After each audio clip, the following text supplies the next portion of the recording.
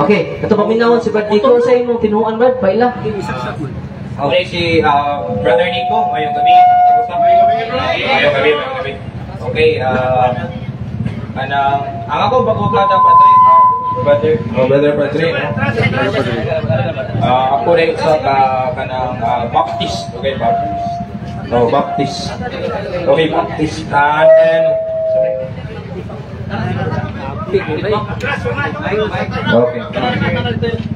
Okay, ang tema mo ko ninyo, mahitungod sa purgatorio, Padre, di ba? Kung ako masayok. And then, ayuhan, di ba? Ang tema ko, sa tema lang ko, kay aron dalit na mahuman, kay madugay ta kung daghan pangutan nga wala sa tema.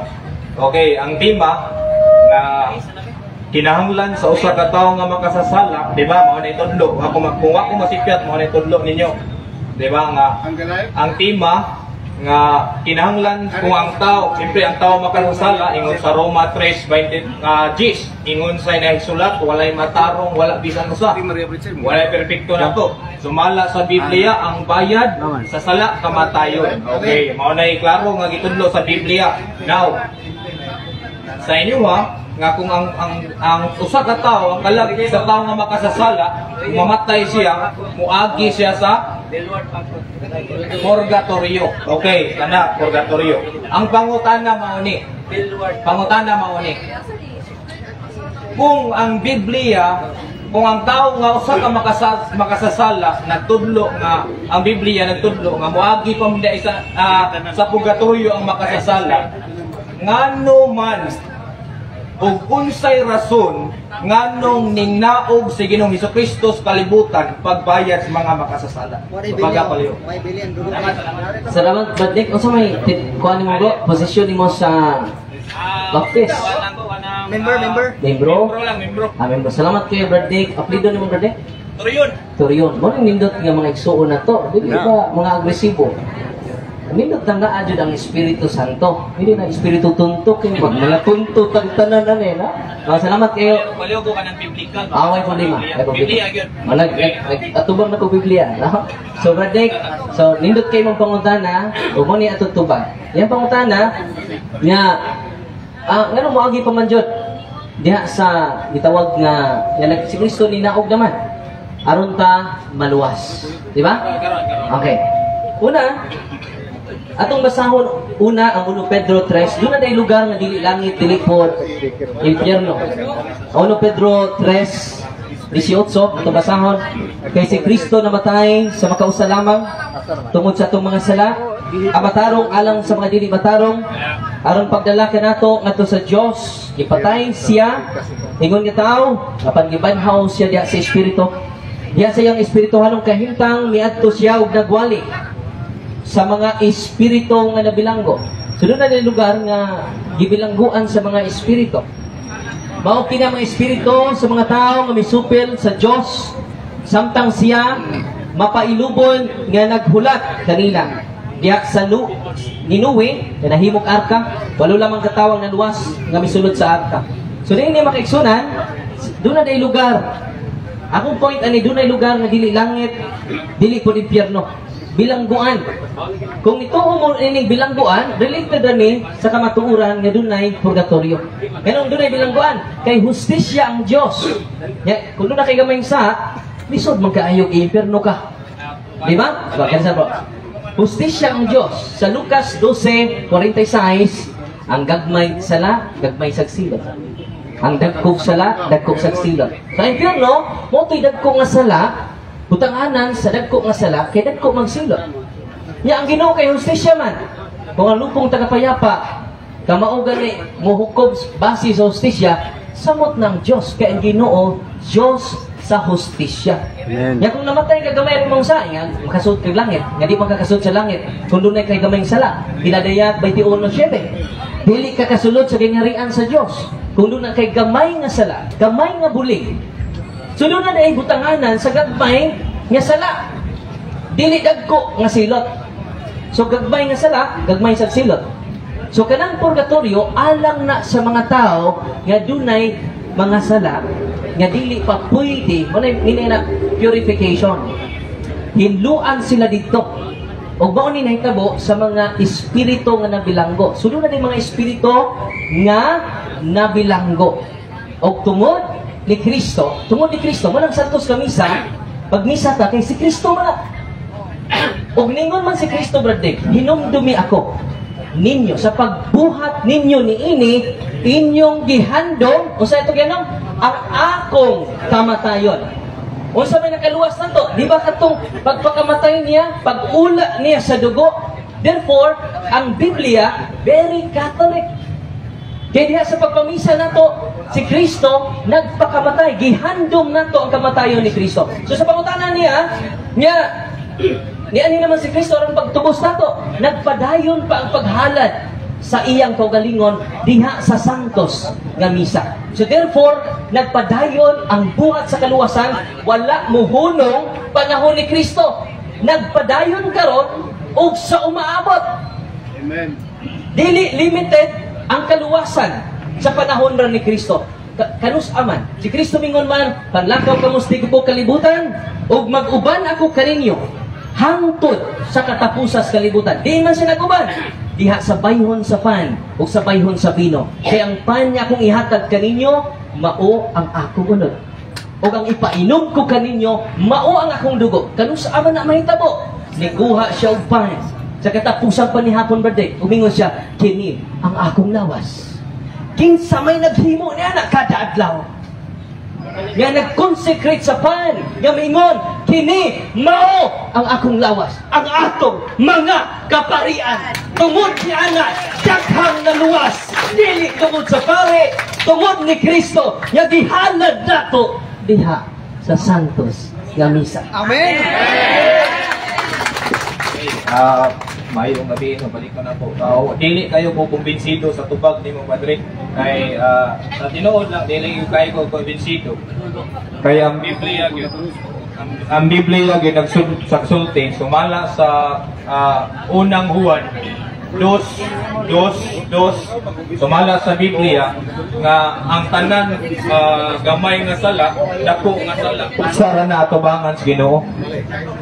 Walay Diyos hustisya. walay gisulti sa Biblia nga naay dako nga sala.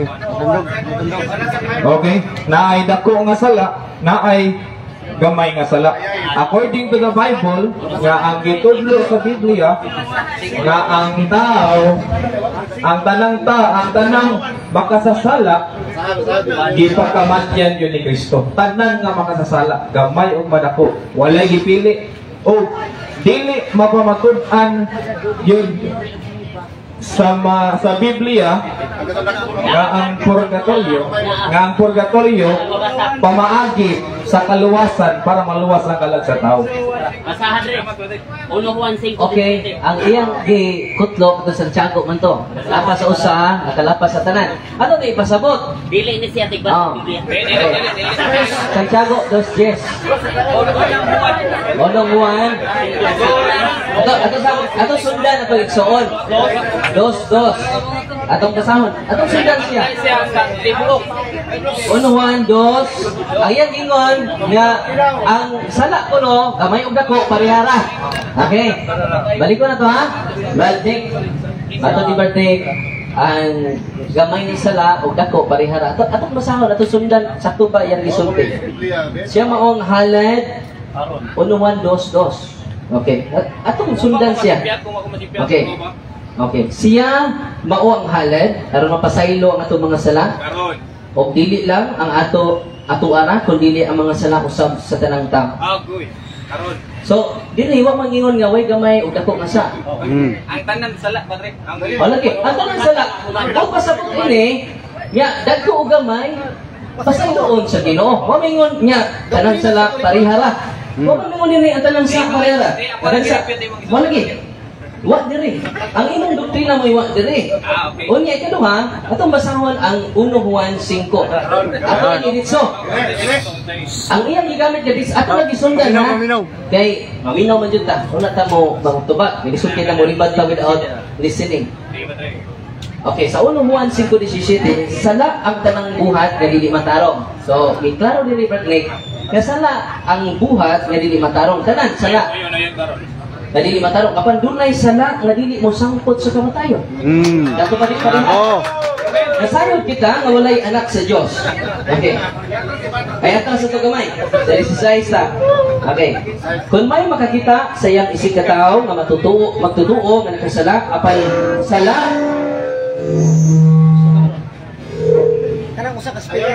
hello, mic test. Okay na.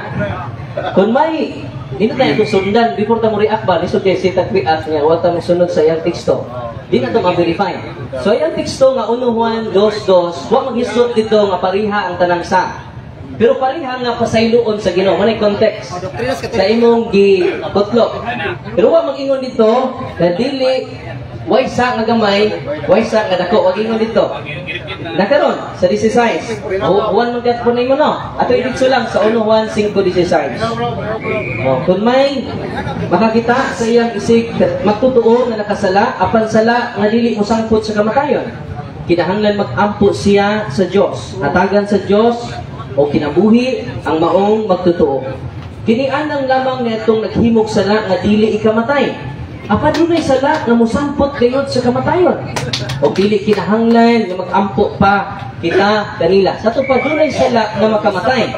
Doon na po'y sala nga dili mosampot sa kamatayon. Romi mo nila nga, tanang sala, patay dito na. Mosampot Diyos kamatayon. O sa may meaning gani, dunay sala, ang interpretations katoliko ani, dunay venial sins, dunay mortal sins.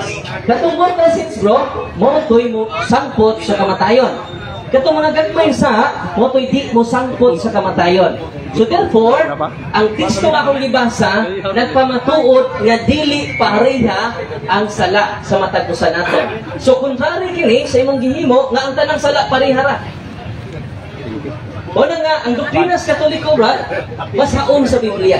Sa 1 Juan 5:17. Sa imong libat ka ganina, nga ang tanang way dagko way gamay. Therefore, sumpaki na sa 1 Juan 5:16. Okay, atong dubaton na sulti ni Padre. Unang Juan, tinuod na naay sala nga dili makapatay sa tao. Unsa klase nga sala? Kana makasala kasi nakisig ka tao. Pwede ka. O tapos matay na sala yun. Pero ang atong gisgutan ng God, kamatayon, kanakamatayot sa ato ang kalag, kamadulngan. Wala man pa mag-isgot o kanang kay siyempre purgatorio. So kamatayon automatically ang iyong pasabot kamatayon yun nga sala. So wala kang makuha na ng gamay o dako nga sala. It is kasabutan. Okay, sige. Atong ipunto, no? Atong ikuan, atong ang siyempre kung mag-isgot. Salamat kayo, bro. Lalagay clarification. Sakto ba ning gingon ni San Juan nga dili pareha ang sala? Dunay sala nga dili mo resulta kamatayon. Ingon mga dirina nga kaysa bro. Oh, ingon kaysa bro. Gawas ka sakto, katong i-verify siya kay ganina opposite man ang iyang idea sa Biblia. Ingon sa why sala nga parihara tanang sala. Gagmay og dako parihara. Nya karon oh, lagi, tanang di pagkamatayan man ni Kristo tupag dako. Oh, ang point na to, Brad, sakto, okay ra ka, nadunay gagmay dako. Okay na ka. Di ba? Okay na ka, nadunay gamay dako. Okay ra. Ang inasan nito. Salamat. Sulbat rigid. Salamat, Brad. So ato lang i-verify kay sita komentaryo dire nya wata magkauyon di ay. So karon, ang point sa igsuon nga ang tanang sala ni pagkamatayan dagko ug gagmay. So karon iyan ang gidawat, kay na day gagmay ug dako ug ipakamatyan ang tanan ni Kristo. Ug mo na mo doktrina igsoon. So mo na mo doktrina igsoon. Okay, nakasabot na kas doktrina sa Katoliko. Salamat, nagpapakad og igsoon.